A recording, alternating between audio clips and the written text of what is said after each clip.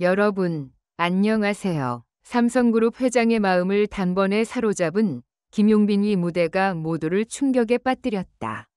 이 단계에서 회사 전체를 뒤흔들 만큼의 실제 가치는 무엇일까?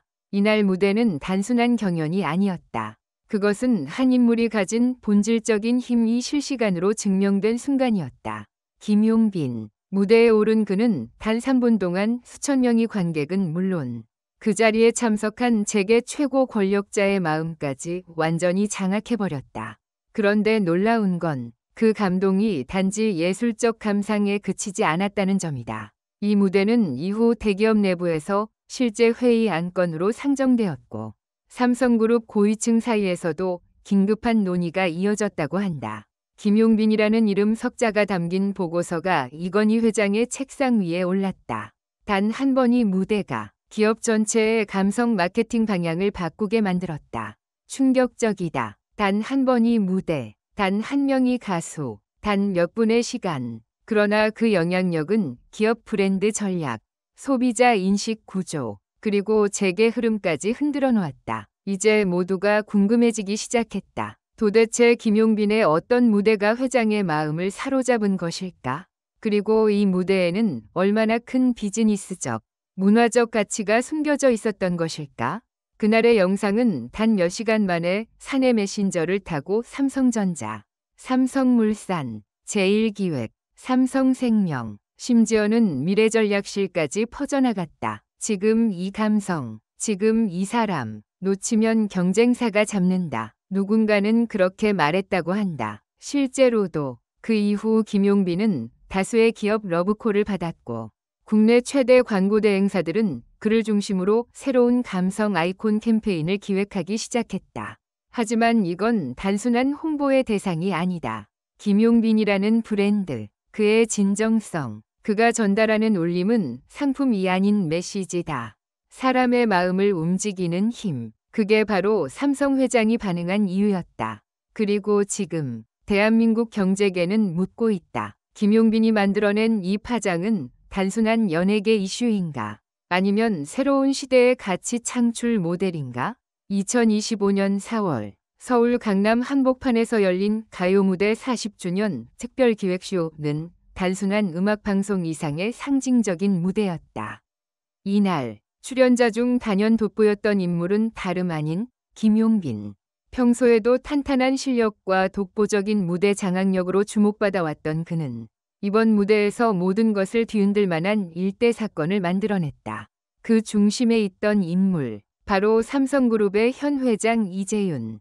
일반 대중에게 잘 알려지지 않았지만 그는 클래식부터 국악, 전통가요까지 폭넓은 예술 후원으로 업계 내에서는 꽤나 유명한 인물이다. 하지만 그가 방송 직후 김용빈을 직접 만나고자 촬영장을 방문한 것은 모두를 경악에 빠뜨렸다. 재계의 절대 권력이 대중가요의 한 가수 앞에 직접 발걸음을 옮겼다는 사실만으로도 그 파장은 어마어마했다. 이번 가요 무대는 단순한 회고가 아닌 다음 세대를 위한 전통의 재해석을 목표로 삼았다. 김용빈은 이에 걸맞게 한과 퓨전을 주제로 한 무대를 선보이기로 기획팀과 협업했다. 그가 준비한 곡은 1980년대 민요풍 가요인 그대 가는 길 EDM 리믹스로 재구성한 것이었다. 민속 악기와 최첨단 디지털 사운드가 어우러지는 작업은 극도의 정교함을 요구했고 그의 무대는 단순한 노래가 아닌 하나의 예술 작품으로 완성되었다. 무대를 앞두고 진행된 리허설 현장부터 언론과 업계 인사들이 대거 몰려들었다. 그의 스타일링은 전통과 미래를 넘나드는 비주얼로 구성되었고 음향 감독조차도 이건 더 이상 방송이 아니라 현대 음악예술의 정점이다 라고 극찬했다. 무대가 시작되자마자 관객석은 술렁이기 시작했다. 거대한 LED 스크린에는 조선시대 산수화가 살아 움직이듯 펼쳐졌고 김용빈은 흰색 한복을 변형한 퓨전 의상을 입고 등장했다. 곡의 도입부에서 그는 무반주로 시조를 읊듯 노래를 시작했고 이어지는 드롭 파트에서는 EDM 사운드에 맞춰 국악 장단이 섞여 들어왔다. 무엇보다도 관객의 시선을 압도한 것은 그의 눈빛과 표정, 그리고 단 하나도 흔들리지 않는 라이브 실력이었다. 중간 부분에서는 태평소와 가야금 라이브 연주가 함께 어우러지며 청각과 시각을 모두 압도했고, 마지막 클라이막스에서는 화려한 드론 라이트 쇼가 펼쳐지며 무대를 마무리했다.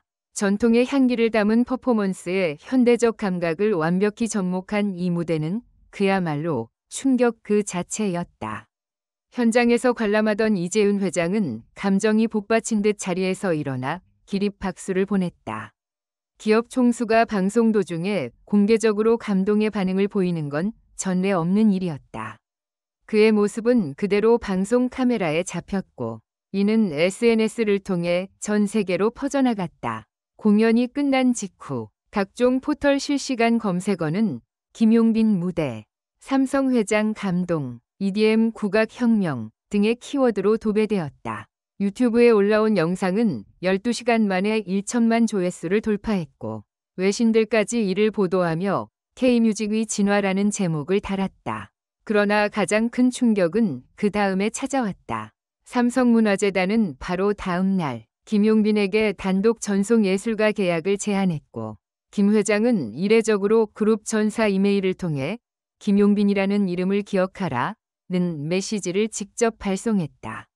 이 이메일은 삼성 내부 직원들 사이에서도 전설처럼 회자되며, 사내 커뮤니티에서는 우리가 지금 함께 일하고 있는 기업이 드디어 문화적으로도 앞서 나가기 시작했다는 반응이 속출했다. 이쯤 되면 질문은 명확해진다. 김용빈의 무대가 과연 삼성그룹 전체를 뒤흔들 만큼의 가치가 있었는가? 그 대답은 예스다. 첫째, 김용빈은 전통 예술을 글로벌 콘텐츠로 전환시킬 수 있는 희귀한 역량을 갖추고 있다. 이는 단순한 무대 예술가의 능력을 넘어서 K 콘텐츠의 새로운 수출 산업으로 직결될 수 있는 상업적 가능성을 의미한다. 둘째, 그의 무대는 문화 마케팅 관점에서 브랜드 감성 자산을 극대화시키는 수단이었다. 삼성의 브랜드는 이제 단순한 전자기기를 넘어 감성과 전통, 그리고 기술의 접점에서 새로운 이미지를 구축하려 한다. 김용빈은 그 이미지의 상징적 아이콘으로 기능할 수 있는 인물이다. 셋째, 이 무대를 통해 ESG 경영과 문화 후원의 결합 가능성을 실증했다. 김용빈은 단순한 예술적 감동을 넘어 기업이 사회적 가치를 창출하는 수단으로 예술을 활용할 수 있음을 보여준 살아있는 증거였다. ESG위원회는 이번 사례를 연구보고서로 제작할 예정이며, 이로 인해 문화기업 상생 모델이 구체화될 가능성도 제기된다.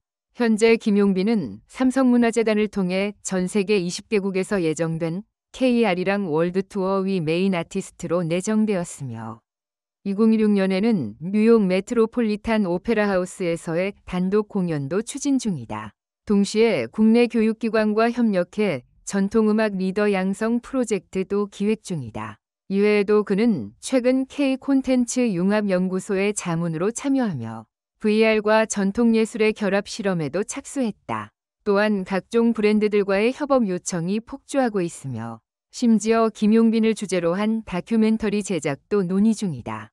단순한 무대 가수가 아닌 하나의 문화현상으로 자리매김한 그의 행보는 이제 막 시작일 뿐이다.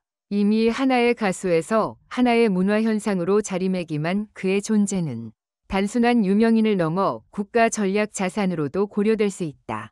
정치권에서도 김용빈과의 협업 가능성을 모색하고 있다는 이야기가 돌 정도다. 일각에서는 차기 문화체육관광부 장관 후보군으로 그의 이름이 조심스레 오르내리고 있을 정도다.